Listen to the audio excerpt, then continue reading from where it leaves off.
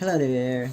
Today we're gonna be upgrading the way we mix our hydroponic solution. If you haven't checked out how I mix my hydroponic solution, please do check out the link so you'll be guided on how everything started in this video.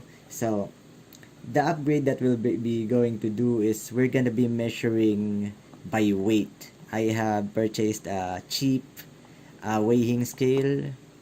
Back on our previous video, we were using a tablespoon to measure our ingredients. However, we have received comments and advice that measuring by weight will be better than measuring with a tablespoon because the consistency of the fertilizers and the calcium nitrate are different. So when you scoop, basically they're saying that a scoop of our plantaful fertilizer weighs different than the calcium nitrate over here. So in order for us to get the right measurements of 1, 1, and 0.5, we have to do it by weight.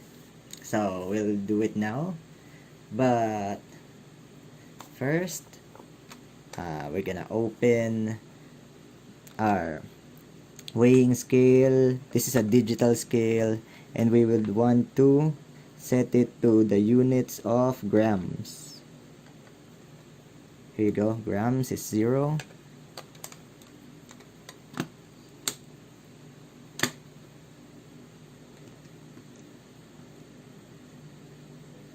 There you go.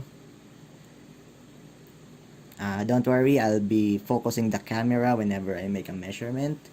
So first, we have to offset the measurement of the cups. So we have to take the measurement of these. So that's 1.3 grams. 1.3 grams. I'm taking notes, so I'll be guided. Now, every time you make a measurement, we will be subtracting 1.3 because that's the weight of our cups. We're gonna be putting our materials here. Now, with that aside, first we have to review what we need. 100 milliliters of water. Make sure that we are using water that we have set aside for 24 hours in order for all the chlorine to evaporate. Next, we have our plastic cups. We'll be putting our measured ingredients here. One for each material, one for each component. Next, we have, of course, our measuring spoon and some old plastic forks so we can mix. We're using it for our mixing. And of course, the stars of the show, our fertilizer. I hope you can read this.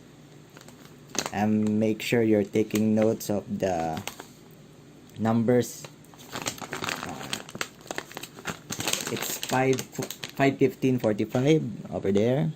This is a foliar fertilizer. Next, we have our calcium nitrate. And finally, we have our Epsom salt. It's spelled like that, Epsom salt. So, let's start by the base of our measurement last time is a tablespoon of our fertilizer should be mixed in 100 milliliters of water. So we start with that. We get 1 tablespoon and we will be weighing that, and that will be our base. So we're gonna put this here and measure it. Make sure that you don't leave anything. Well, get as much as you can. Okay, here we go. Hey, our scale turned off by itself. So that is 12.6. I'll better show you guys. There's 12.6 grams for a tablespoon. So we'll be taking note of that. That is our base measurement, 12.6 grams per 100 ml of water. Wait, I forgot to subtract. So, okay. 12.6 minus 1.3. So, that will be 0.3. There you go. 11.3 grams per 100 ml. Let me show you the equation. Because we have to subtract the weight of the cup. So, we'll be setting this aside here. And we have to get 11.3 grams of calcium nitrate. Well, including the weight of the cups, the measurement should be also 12.6. 12.6. There we go. There's your 12.6 grams of calcium nitrate.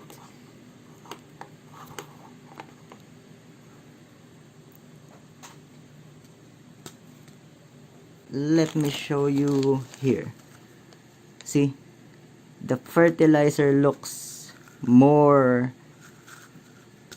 in volume than the calcium nitrate. So if we're measuring using a tablespoon, probably we're not doing at the optimal ratio. We were doing it right back then. We have results, decent results, but we are probably gonna get a better result by using a better measuring method. So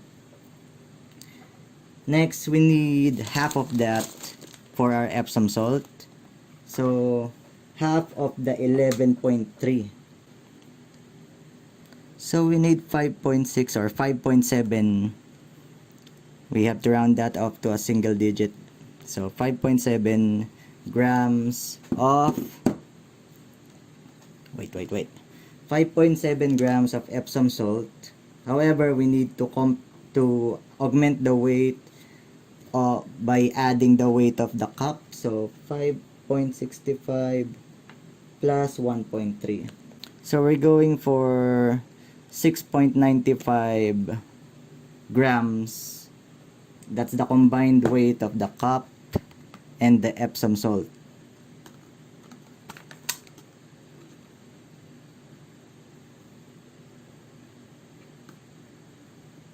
Hey, this cup weighs differently. Okay. We recalculate. So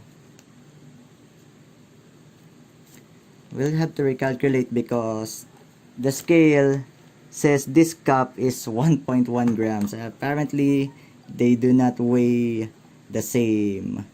5.65 plus the weight of the cup, which is 1.1 grams, is equal to, so we're going for 6.75, or we just round that up, 6.8 grams of Epsom salt. We're taking the notes of that. 6.8 g Epsom. Okay, there we go.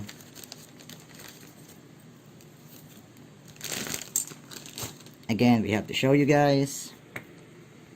There you go. There's your 6.8 grams of Epsom salt.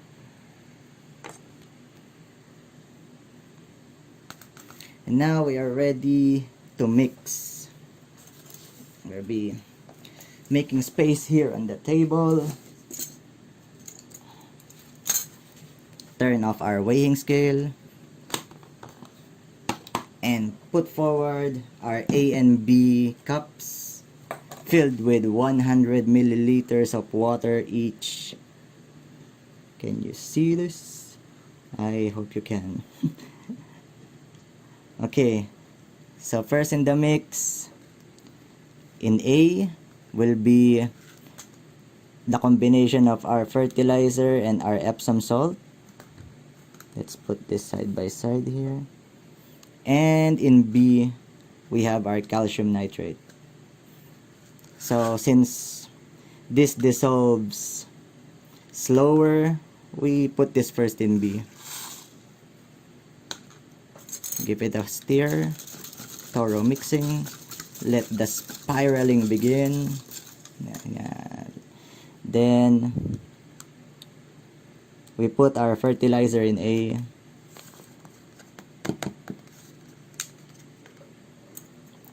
Give it a mix.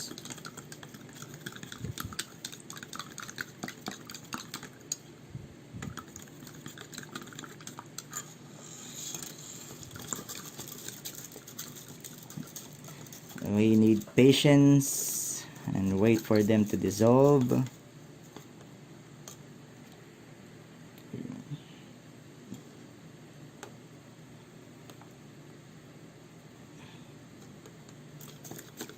Okay, now when our fertilizer is dissolved, we can now add our Epsom salt in A.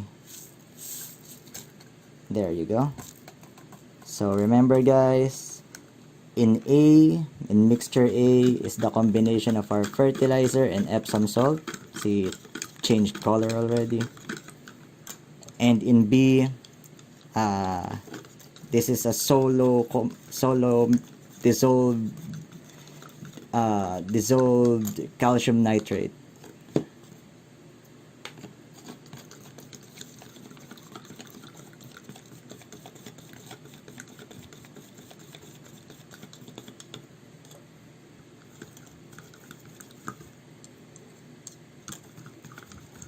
And that's it.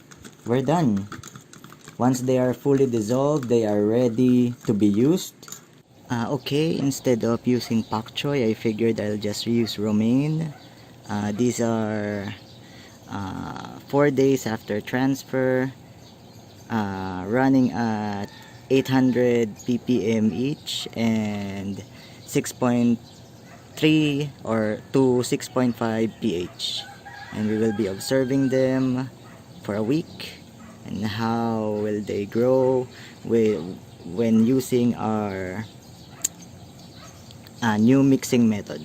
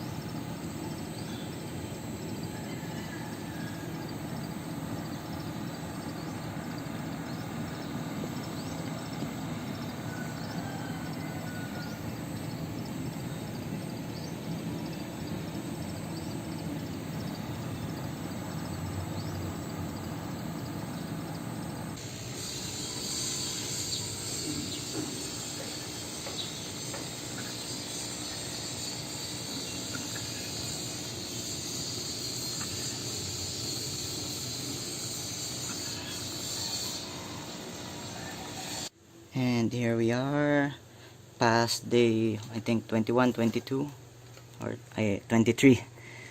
We have to get this early because they're starting to bolt. Better get them early than end up with bitter harvest. So as you can see, our mixing works fine. See that we have really nice white roots, healthy plant, and of course the plant tends to abandon leaves that doesn't receive decent amount of light, so this is perfectly fine. And that's about it for the video. I'm leaving the notes about the mixing right now, so you can take note of it, and hope it helps. Happy planting, guys.